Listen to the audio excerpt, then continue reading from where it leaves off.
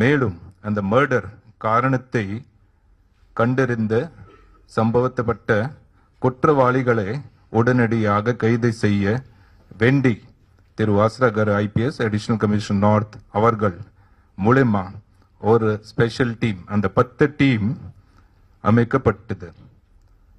இந்த special team உடனடி நடவடிக்கை பண்ணிட்டு அந்த சீன் ஆஃப் கிரைம்ல போயிட்டு அங்கே சிசிடிவி மீதி சில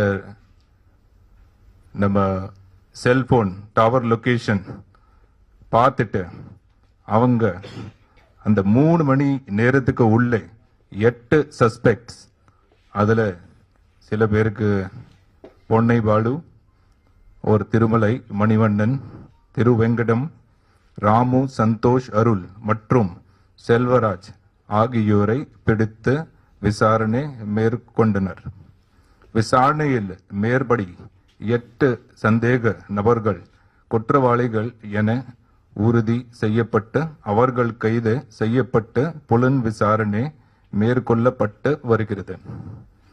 மேலும் இவ்வழக்கில் தொடர்புடைய புற குற்றவாளிகளை கைது செய்ய தீவிர நடவடிக்கை மேற்கொள்ளப்பட்டு வருகிறது.